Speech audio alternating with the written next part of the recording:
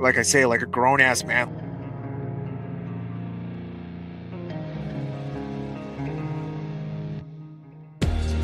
They did what they were supposed to do versus Carolina. They did what they were supposed to do versus Jacksonville. And they did what they were supposed to do versus the Rams. You have to beat the bad teams that are in front of you. And I know a lot of people are like, oh, you can't take what they did too seriously. The meat of their schedule is coming up. Well, that's great. But if the meat of their schedule was coming up and they were 2-4, we would be killing them. So how about them Bears? Let's go to the Bears. Let's run in the show now. I can't say anything anymore because we actually have sponsors. So I mean, you can say whatever you want. One of our sponsors actually which is a clothing line, is geared towards mental health. So it's kind of perfect for some of the things you talk about. And welcome to Combs and Fitz, the Windy City Sports Talk Impromptu show with my guy Ryan Fitz, because the man on your screen has been fired.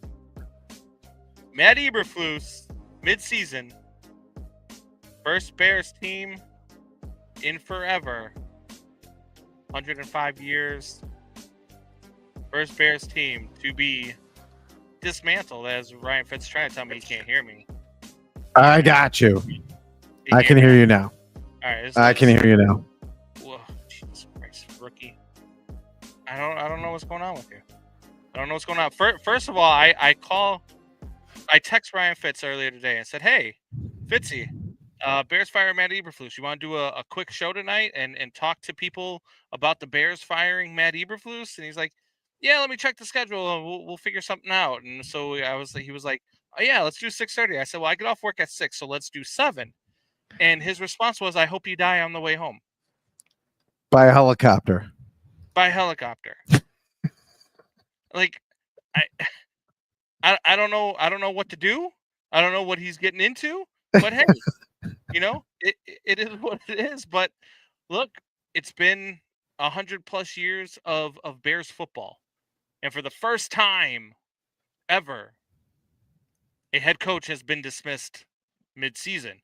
And while a lot of us know that this was coming, and a lot of us know that this is well overdue, for me, this is over a year overdue. Hell, I could argue with you that it's 3 years overdue, because this man was put in a position that he should have never been put in. This man was hired for a position that he was not ready for. This man was hired for a position because he was a guy that was an okay coordinator that was never going to be good enough to really run a football team. And that's what the Bears do, and that's what they did with Matt Eberflus. Now, look, firing him yesterday, look, it sucks. Sorry about your holiday, Matt Eberflus, but it was time to go. The debacle on Thanksgiving was the last straw. And I don't know what you make of it. I have heard, I want to get your take on this too, is that I've heard a lot of people clap back and be like, well, how much of the blame should Caleb Williams take in that scenario? The rookie quarterback who had to get off the ground. Yes. And then he's going in to do another play. He should maybe have called a timeout, and maybe by next year he'll do that. But what is he out there all by himself? Right. This stat got me 1,500 times in the history of the NFL. I think it's 1,500. Yeah. A team has been within 30 yards of the end zone with 30 or 40 seconds left. A timeout, at least one timeout. And every time that the team has either called that timeout, kicked a field goal, or had a touchdown. The Bears are the only team ever to do none of those three. No field goal attempt, no touchdown, did not call a timeout. I mean, there's too many of those stats, and there was too many last year too. I mean, we'll say it again. There's no reason why they should have. There's no reason why they shouldn't have done this last year. Like they fired a coach in January, and then they let him coach 12 games. Yeah. It's basically what they did with obviously a quarterback that was the highest ranked drafted quarterback, touted, whatever you want to say, quarterback in the last 5 to 10 years, at least since Trevor Lawrence. Who is bigger than him? Since Andrew Luck? No, maybe Joe Burrow, but that was over 5 years ago. Joe Burrow's past his fifth year in the league, right? Or he's right at 5 years. So maybe Joe Burrow's the last one. So I mean, and you keep this guy in there. It's a little unbelievable to me. Yeah, it is unbelievable. And look, we were down on this last year when they decided to keep him, and we were like, okay, so you're gonna let a guy who's had 2 coaches get fired for off the field issues, lose 3 games in historic fashion, in which teams in the fourth quarter in the same situations had never ever lost. In all 3 situations, had never ever lost. And this is the guy because the defense was good after you made a trade for an edge rusher, in the second half of the season. So we were like, okay, but then, I said this before the draft, and I've said this a bunch on our show, and the people that listen to our show, the Jeremiahs, the Megan TVs, the Doubting Thomases that listen to our show regularly, Shanna and all them, they know that I said before the season started, hey, it doesn't matter who's on this roster if they get the coaching staff wrong again. And they got the coaching staff wrong again. And guess what? It hasn't mattered. It hasn't mattered how talented this team is. This team, and this is something that I've said, is this team has not been outplayed, with the exception of the Arizona game, has not been outplayed. They've been outcoached. And that was the case again on Thanksgiving Day. It was just outcoached. And you could talk all you want about Caleb Williams, this and Caleb Williams has led 4 fourth quarter comeback drives. His special teams, his defense, or his coach has let him down in each situation. He kind of loses his accuracy sometimes during games. I think that's something that can be cleaned up. I think that's an excitement issue. I think he's just an excitable kid. He's 22 years old. It happens. Yeah. He's had some really good accuracy games, some not so good accuracy games. The great thing about it is he doesn't throw picks. He just doesn't throw picks. He hasn't thrown a pick in 6 games. And that thing will get cleaned up when you have an offensive line that can make him feel comfortable in the pocket. Yeah. Well, obviously that too, but also, and this very, very rarely happens in the NFL, where a coach, and Dan Campbell, and if you look at his body language on the sideline during the game, I don't know if you picked this up, but it seemed like he was kind of like, all right, like all of our defensive players are hurt. They're probably going to win this game. It's almost like a manager in baseball who's like, yeah, well, if we try to win this game, we might lose the next 3. Like we just gotta get out of this game. Like, yeah, they were just kind of giving him the game at that point, and the Bears couldn't even take it. Like they were just kind of like, there was not a lot of like, crazy blitzes happening. They were kind of they were kind of giving the Bears the game. Not that the Bears didn't play well. I mean, I thought this is one of Caleb Williams' best games. Yeah. Minus the Packer game, I guess. Not the Packer game, but whatever. It just seemed like, okay. Yeah, but it just seemed like they were giving this game up because they're 10-1. Yeah, they go to 10-2. They would like to be 11-1, but I mean, like half their defense got hurt in the game. They're just like kind of giving up, and the Bears couldn't even win then. Yeah. I mean, players are yelling in the locker room like this should have happened before. This should have happened before the season. Like you put this guy in a position where he couldn't talk during press conferences. I won't play it again, but when he said Justin Fields was out and then he was questionable and then he had a 50-50 shot of making the game. How about this press conference on Thanksgiving night where they ask him, Matt, hey, why not call a timeout there? And he's like, no, I think we played that the right way. Yeah, like, the right. Under 12 seconds, under 7 seconds. He's like, you're just shooting for the end zone there. Well, first of all, Matt, you just shot for the end zone anyway. Second of all, he gets sacked with 37 seconds left on the clock. You've got plenty of time to call a timeout and get Caleb over to your sidelines and be like, hey, kid, look, You're being Superman out there. We like what you're doing. Here's the situation. You go down the field. If our guy gets out of bounds, we don't need to call timeout. We're good. If he doesn't get out of bounds, run up to the line of scrimmage. We're going to spike the ball. We're going to kick the field goal and get the hell out of here with a win. Calm everything down. That was the same thing in Washington with the defense when you got the Hail Mary going. Call a timeout. Calm everybody down and be like, guys, look, I know we had no business winning this game and we're about to win this game, but we've got one more play. Calm down. Get ready for this play, get set, and let's celebrate afterwards. But he didn't do any of that. And this was supposed to be a guy that Ryan Poles told us that he loved the way it looked at the end of the season last year, the way he was able to hold things together, and the way he was able to hold this defense together. And it was wrong. Ryan Poles was wrong with what he said. And I don't care if Ryan Poles was not allowed to fire Matt Eberflus. I don't care if Ryan Poles was told you can't. Ryan Poles said these words.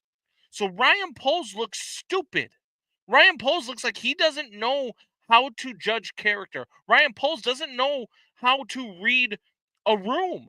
Yeah. Because everybody in that time was like, what are you talking about?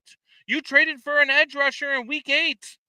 You traded for an edge rusher that turned your defense around. But you still lost 3 games in historic fashion. Yeah. You still lost 2 coaches for off-the-field issues that we still don't know why. Wiener issues. Let's face it. And not only that, then you hire an offensive coordinator. You let Matt Eberflus hire another offensive coordinator, and that guy doesn't last past week 9. Ryan Poles has to go too, man. He's just got to go. And it's not that I don't like Ryan Poles. It's not that I don't think that Ryan Poles can't be a good GM somewhere. I just think that I can't trust him. And this fan base can't trust him to make another decision like this. You pretty much guaranteed yourself a top 10 pick. Do you want Ryan Poles picking in the top 10 this year? I don't want. And you're going to have a top 10 second round pick. And you're going to have a top 5 second round pick. Yeah. And he's going to have 3, if he trades down, maybe 4 picks in the top 45. But see, here's the thing. Like, I don't want Ryan Poles making that decision, but I also don't trust the McCaskies and Kevin Warren to get the GM position right.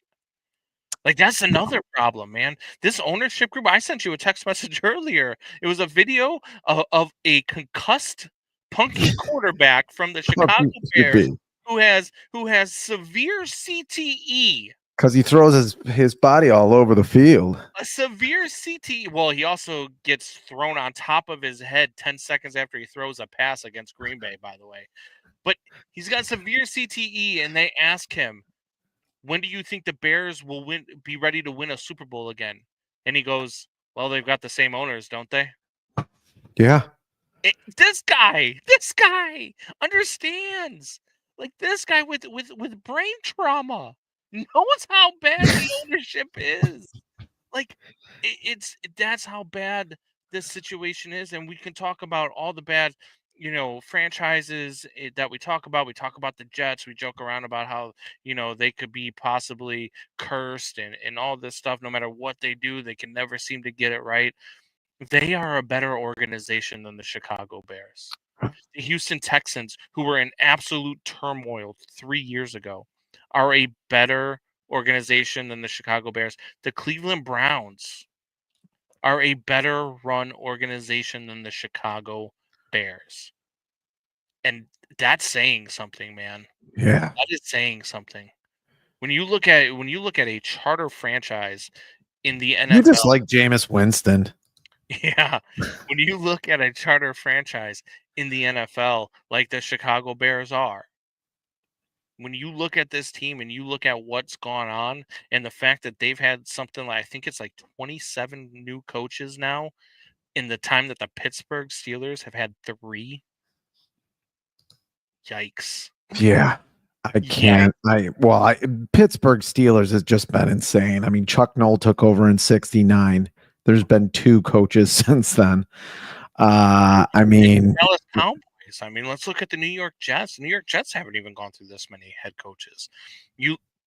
want to look at organizations that are just as dysfunctional, the Cleveland Browns haven't gone through this many coaches. And at least the Cleveland Browns have made some great freaking hires here and there. They had Bill Belichick for a little while as a coordinator. Yeah, you want to go through the coaches, but first, Jason Anton comes on. Oh, great. I have to watch this later to see Brandon cry for the Bears firing I him. love the fact that you pronounce his name Aton. From now on, Jason, you are Atten. no longer Atten. You are Aton. Aton. A ton. A ton. Aton. You want to go through the coaches? The possible potential coaches? Well, according to The Athletic? do we want to go through the coaches, or do we want to do? Because look, this is going to make me angry because I know all of the. We're not supposed to be planning the show during the show, but all the coaches that are available or that might be available are going to get passed on for the offensive coordinator from Alaska State Prep University, who is a great guy who they think can be a great leader. So, I mean, we can talk about that because Appalachian State. I do believe there are going to be some really good names available, some really good offensive names available, including a Kyle Shanahan or a Brian Dable. I still don't think Kyle Shanahan loses his job, but we can start there if you like. I want Kyle Shanahan. I would like Kyle Shanahan. I think he's the modern day Bill Walsh. Yeah. I mean, it's pretty obvious he is. 49ers get another great coach. They got Jim Harbaugh. They had Bill Walsh before that. Even Tom Seifert was good after Bill Walsh left. I mean, they just have one coach right after the next who's great. They just fall into him. If they get rid of Kyle Shanahan, he'd be at the very top of my list. What about Bill Belichick? No. Look, Bill Belichick, one of the greatest coaches of all time, but he's a defensive-minded coach and he's passed. Yeah, I don't want that. I don't want a defensive-minded head coach. I don't. I want an offensive-minded head coach. This league is predicated on offense, and this. What about Joe Brady then? Bill's offensive coordinator. So I've heard his name hinted around. I think if I'm going to go with an offensive coordinator, I think it's either going to be Ben Brown from the Lions, or I like Ben Johnson. Ben Johnson, sorry. I like the Steelers offensive coordinator, whose name I can't remember off the top of my head. I like him a lot. I've seen what he's doing with Justin, seen what he's done with Russell Wilson. I think that his play style, his game plan would work wonders with Caleb Williams. I really do. I think if you put Russell Wilson, prime Russell Wilson, when he was winning Super Bowls with the Seattle Seahawks and Justin Fields together, I think you get Caleb Williams. Arthur Smith? No. God. No, we've seen the Arthur Smith. No. Absolutely freaking not. No. You've lost your mind. Bobby Slowick, Texans offensive coordinator. I actually liked him. He had some good plays against the Bears. Even though the Texans offense didn't do very well, the Bears defense was fully healthy at that point. I don't know what's going on with their defense these days. They looked okay against Detroit. They stopped them for a few field goals, but Detroit could kind of move the ball at will. So could many of the teams they faced lately without Andrew Billings and without Jaquan Brisker back there. John Fitzgibbons, Cleve Kingsbury, the offensive coordinator now for the Washington Commanders, the ex-offensive coordinator at USC for Caleb Williams.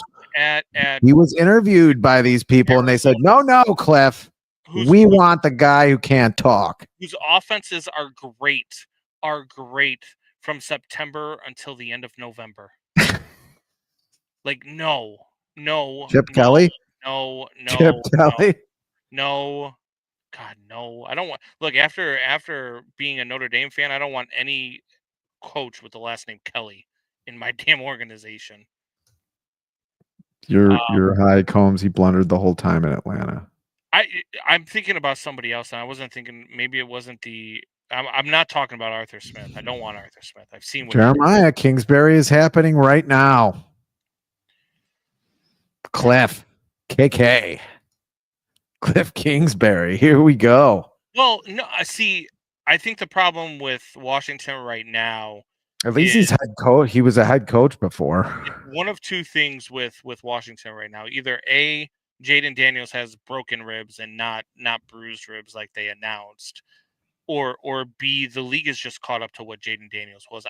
I said this when Jaden Daniels after week 4, you and I had this conversation right here on this show, and I said, what if I told you that Jaden Daniels had hit his ceiling and Caleb Williams is still rising? Because I think Caleb Williams or Jaden Daniels was as high as he could go. He was as good as he's going to get in the NFL, and if he could sustain that, great. While Caleb Williams was on the rise, and I just think that the league's catching up with him. Jaden Daniels. Yeah, it looked like that's what was going to happen, but I don't know if that's Cliff Kingsbury as much as they really dumbed down that Commanders offense. So you're not going to be tricking defenses, especially in this league where defense has really moved on the offense for whatever reason. Flores will with Diebold as his. I don't want another defensive coordinator. Diebold with Flores as his defensive coordinator. I don't want him as the don't want Daboll. Get Daboll as the head coach and bring Flores in as the defensive coordinator. I'm fine with that. If you flip that around, I don't know why you're so high on Daboll. Dude, what do you mean high on Daboll? Have you seen what Brian Daboll did with that? I watched Daniel Jones play quarterback. But Daniel Jones can't play quarterback, but he was handcuffed because after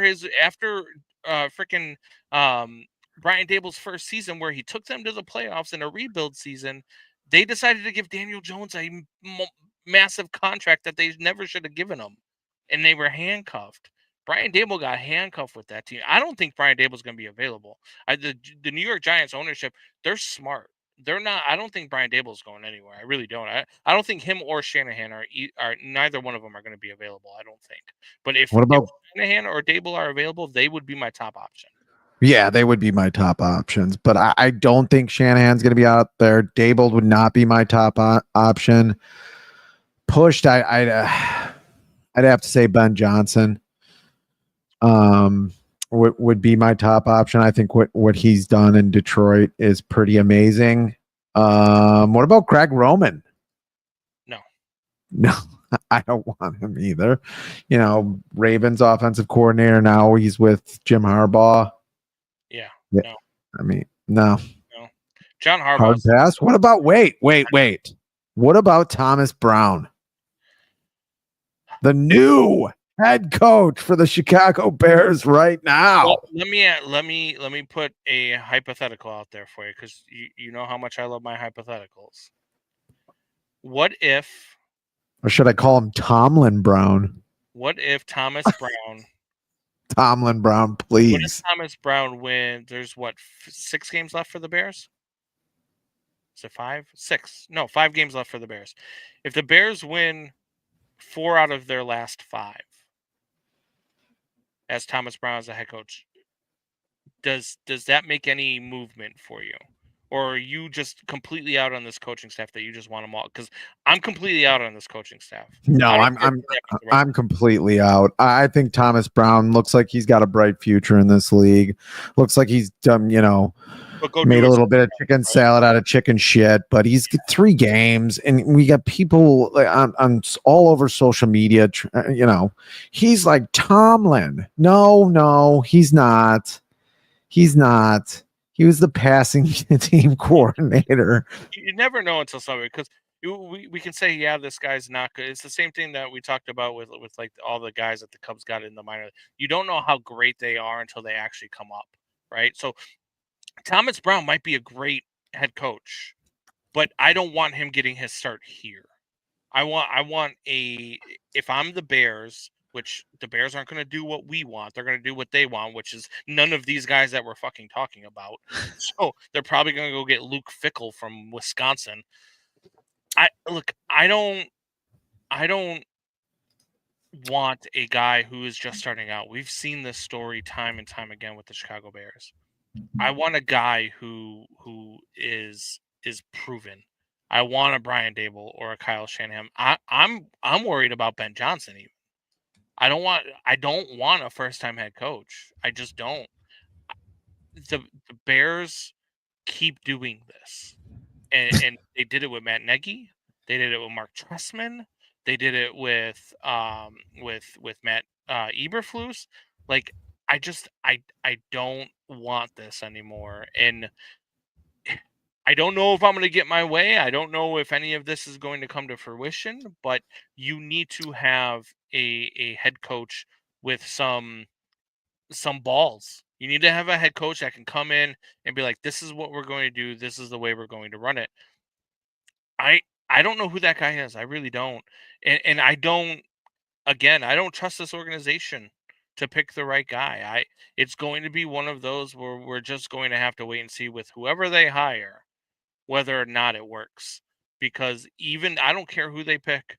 To be honest with you, I'll be happy if it's Shanahan or Dable, but I'll still have my doubts. Breaking news. Breaking news.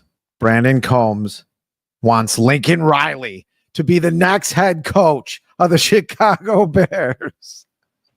I'll punch you right in the throat. Lincoln Riley, who just got waxed by Notre Dame. Yeah, John, my brother John says Shanahan will either go to the Raiders or to USC. Well, see, that's the next thing that you have. Why would he go to USC? Right? We're talking about Kyle Shanahan, Brian Dable, Ben Johnson. Look at the. If I told you that the Bears are available, but I also told you that the Cincinnati Bengals are available. The Jacksonville Jaguars are available.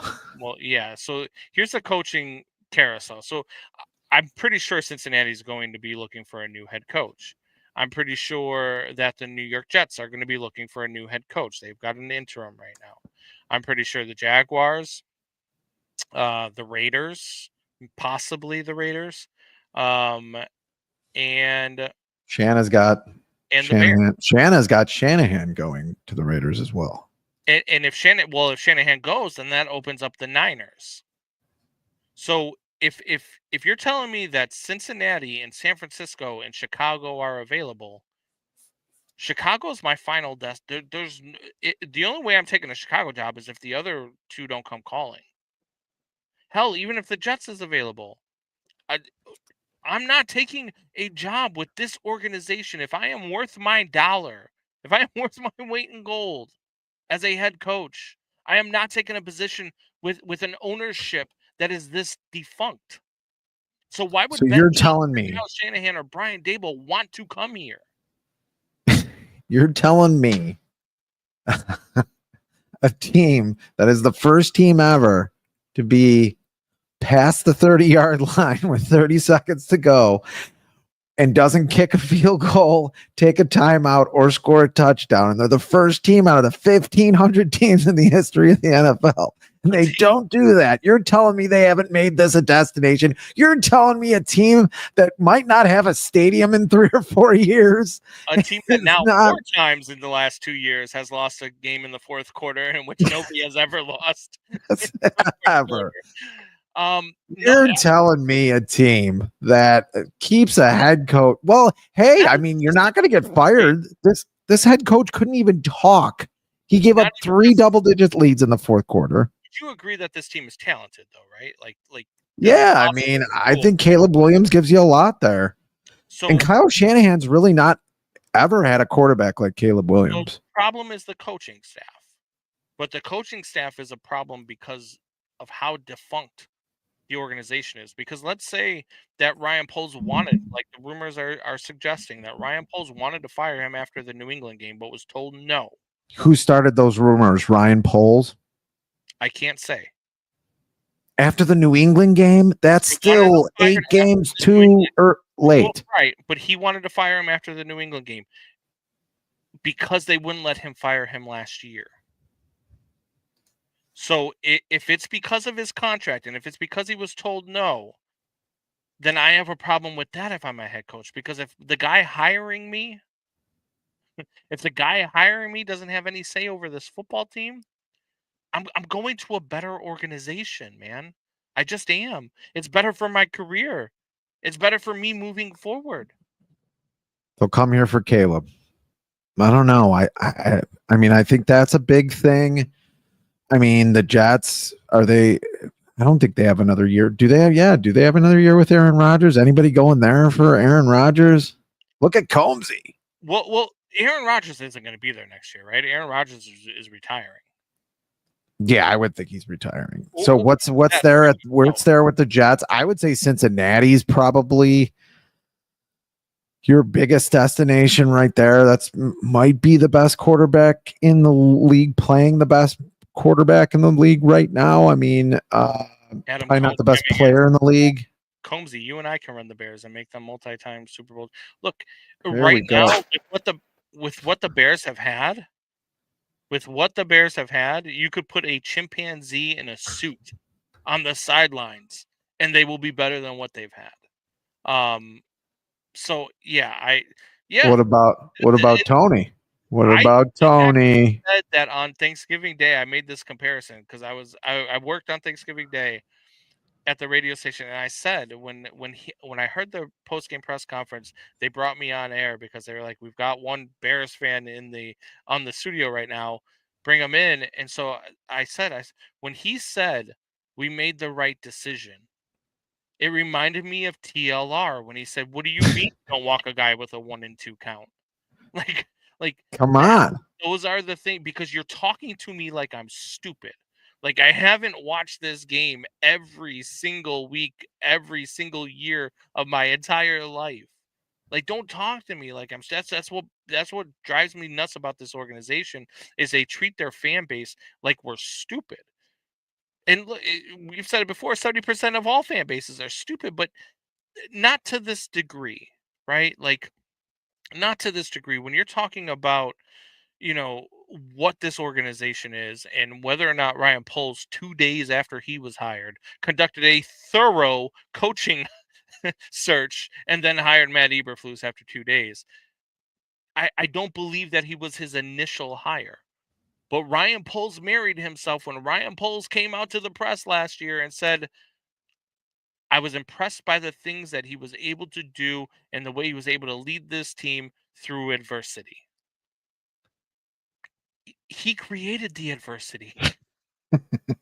You're creating the adversity. Stop it. It's so insane to me, right? Like I get mad all the time. Like my ex-wife gets mad at me and yells at me about our divorce. I'm like, you slept with other men. Yeah. Why is this my fault? Like, this is the same damn thing. Why is this? This is your fault. I got you out of that bank robbery that one time. You're the one that robbed the bank. Yes. This is like, what are we talking about? We are talking about a football team. You are the guy that created all of the issues. And now you're keeping your job through, but everybody else got fired. Everybody else got fired. You were the Tekashi 6ix9ine of the entire coaching staff. You dimed everybody out and threw them all under the bus and kept your job. It's just so gross, man. And this is what this organization is. That's why I said they're going to pass on all these guys.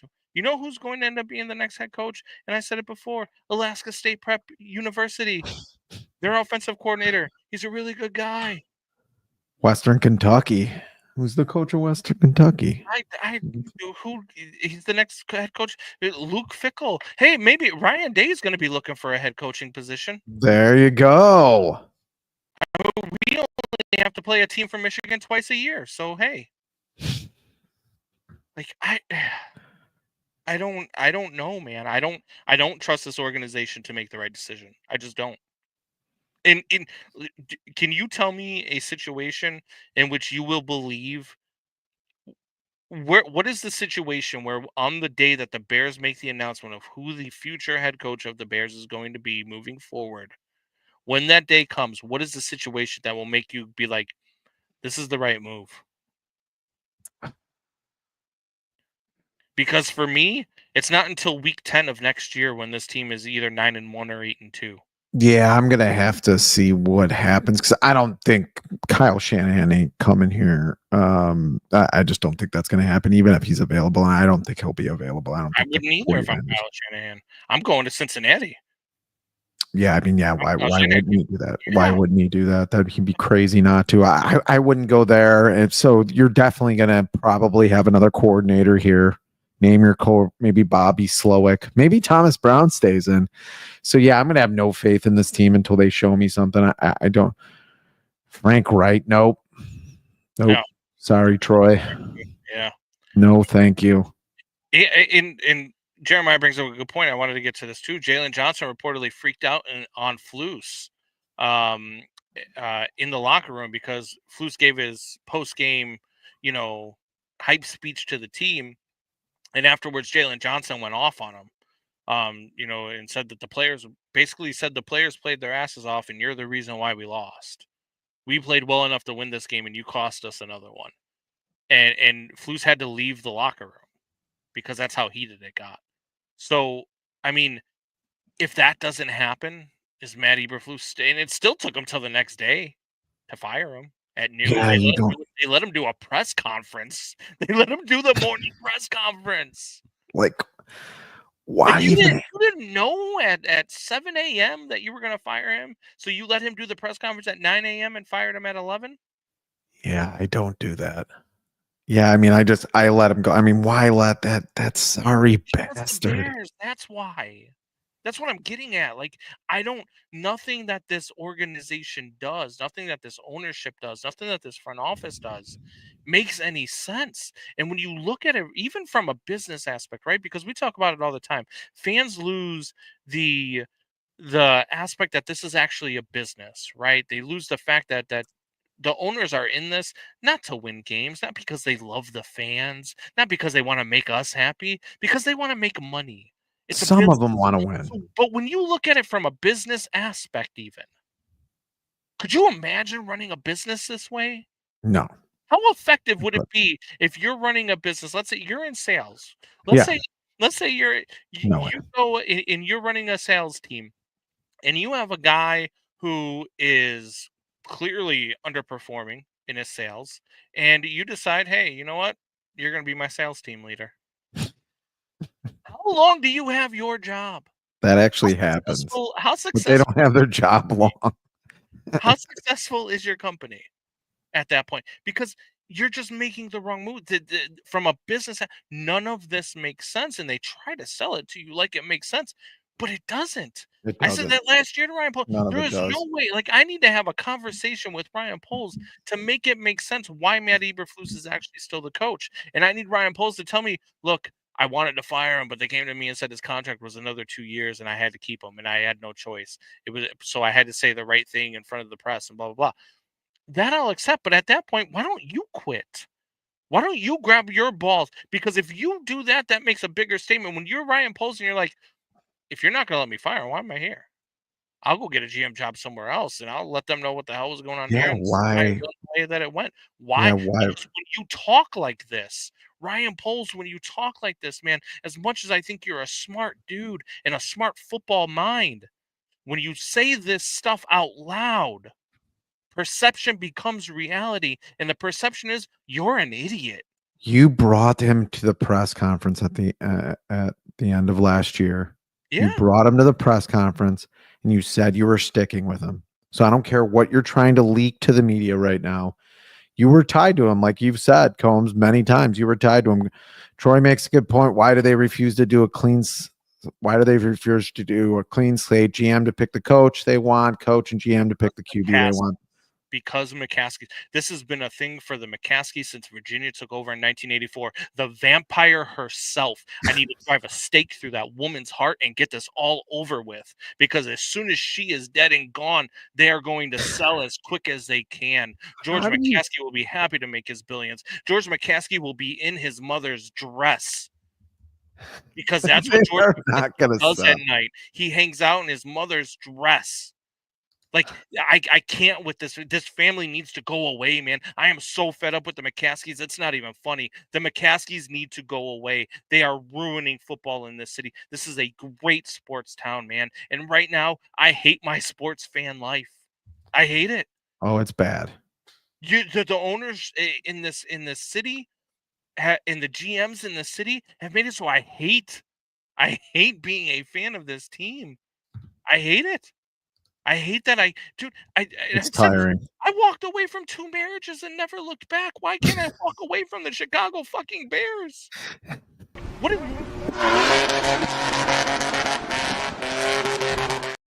Just keep driving. Yeah. Right off Lakeshore Drive. Keep hitting the gas. You're 40 feet off of the cliff and you're still here punching it. Just keep. Yeah, I know. Just keep hitting the gas. I just don't get it, man. And it's not going to change until the McCaskies are gone. It's just not. Until Lincoln Riley gets here. Yeah. Like Adam Costa, look at Washington with Snyder. They've changed owners, and now look at this team, man. They found it. They went out and got a coach, changed the culture, changed everything about that organization, and they went out and got Jaden Daniels, and now all of a sudden, they're a top 3 team in the NFC East, if not top 2. And I mean, this team is really, really good. They changed around the organization. Please, McCaskies, sell the damn team. Yeah, it's getting to that point. I mean, it's like I said, I said on the last show, you can't hide things anymore in the shadows. You can't catch lightning in a bottle anymore. Sports hasn't worked that way for like a decade now. I mean, there was times 20 years ago where 15 years ago, you could catch lightning in a bottle. You could be a little bit incompetent and just run into something. Yeah. Right now, and even in this league with so much parity, you should have ran into a winner by now. Accidentally, somehow right? You ran into a good. Get it right? What's that?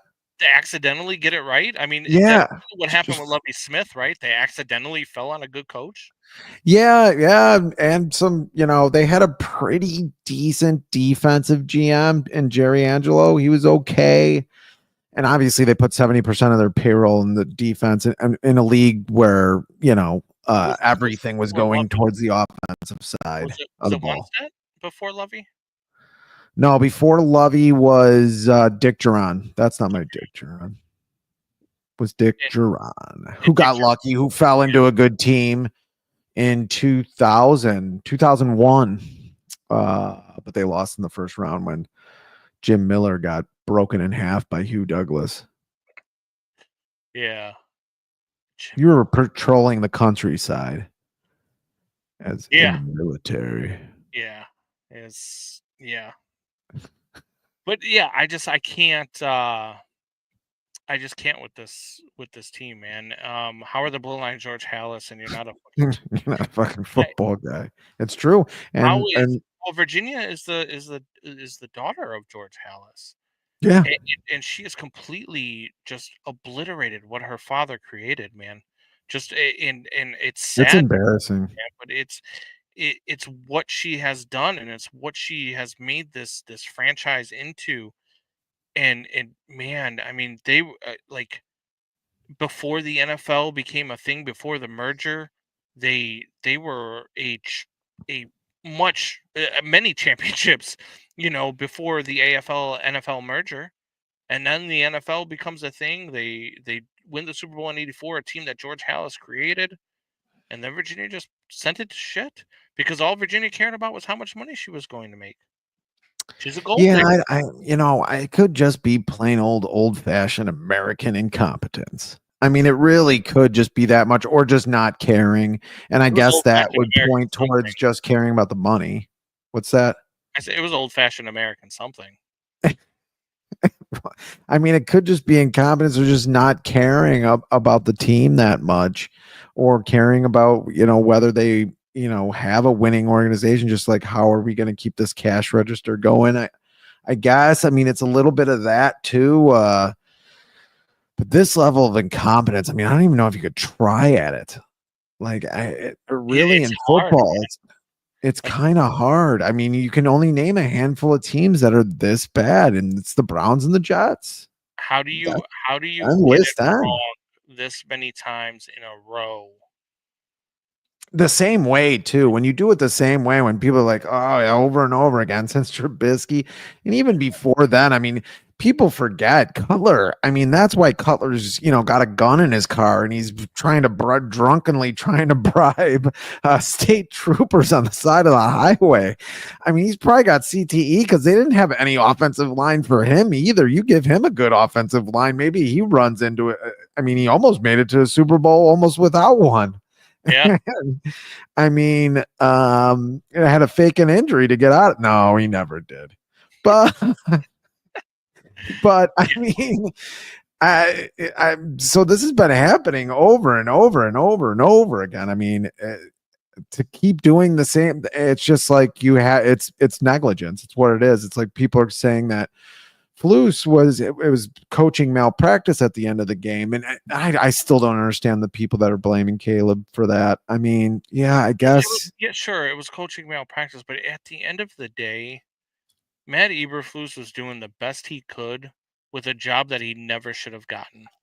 It's like if somebody came to me right now and said, "Hey, you know what, Brandon Combs, I'm going to give you $4 million to come run my Bitcoin industry." I don't know what besides the name Bitcoin, I don't know what Bitcoin is. But if you're going to pay me $4 million to come and run it, okay, I'll figure it out. I'll work on the fly. I'll do the best I can. $4 million? All right, sure. You want to offer me something? You want to offer me a position that I shouldn't be in and I have no business being in, but you want to pay me really, really handsomely to be there? I'm in. Let's do it. And that's where Matt Eberflus was. That's where Matt Nagy was. That's where Robin Ventura was. That's where Robin Ventura was. That's where kind of where Tony La Russa was. That's where all sorts of coaches and players. That's where they are. And the Bears have no business doing this, but they do it time after time after time after time after time again. Like, how?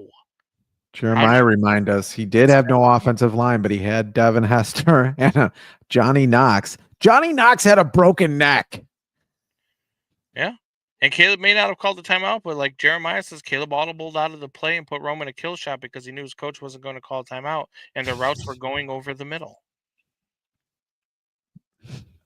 Like, why? Like, once he gets sacked, you have to call that timeout there. Yeah, you just call it. You burn it. You regroup. You figure it out. It doesn't matter after that. I was thinking about this. I was playing against my 7-year-old son. You only have one play anyway. It's 3rd and 26. Yes. You only have one play anyway. You have 32 seconds to go. It's not like you're getting 2 or 3 plays off and, we want another timeout to get another play off and maybe get 10 yards and then we have a shot at the end zone. No, that's it. You have one more play. Like I said, I'm playing my 7-year-old son the other day in Madden because he wanted to play Madden. I said, sure. You know what he did with a couple of minutes to go in the second half and he wanted to try to score? He called a timeout. He's 7. This is just a guy who was overwhelmed, 2, kind of, it's more incompetence. He's kind of an idiot. Yeah. I mean, and then to justify it afterwards is like world-class Chicago sports. I mean, that is Tony La Russa yelling at the guy like, what would you have done? Like, everybody intentionally walks Are you actually asking that question? That's what he should have pulled a Tony La Russa and asked him. Smarter than you are. It's obnoxious. It's insane to me. It is what it is. But we were going to be on for about 20 to 30 minutes. It's been about 50. I think we've touched on just about everything we could on the Eberflus stuff. It's going to remain to be seen. It's going to remain to be seen what goes on with Thomas Brown. It's going to remain to be seen. Got to wait another year. Head coach. Yeah, it's another wasted season. Another wasted season of skilled players that are really, really talented that we have no room to waste the talent on. And the way Bears fans eat and drink. How many Bears fans will be dead by the time next year gets here? I'm just saying. Yeah. Yeah. It's fair. Hopefully Virginia will be one of them. Oh. But anyway, we're going to get out of here. Thank you guys for joining on a Saturday night, talking some Matt Eberflus on a Saturday night. For myself, for Ryan Fitzgibbons, man, we thank everybody who joined us, Jeremiah, everybody who chimed in the chat, Shanna, Adam, Troy, trying to remember everybody who chimed in, John, Jason Atan. Thank you guys. Jeremiah says, is that what day it is? tomorrow will be some another NFL slate of games. Should be fun to watch. Real quick before we do get out of here, the way that Kansas City Chiefs game ended yesterday was horrendous, right? It wasn't just me. No, it was horrendous. Like that the over to like changing the penalty in the middle, just like that is what makes It people was think that took over for the referee. yeah, it was That a referee little out there with the great it was a little beard. suspicious. Yeah. So Yeah, all right. really weird. Well, let's get the hell out of here. Let's go enjoy our weekends with our families. We'll talk to you guys later. Have a good one.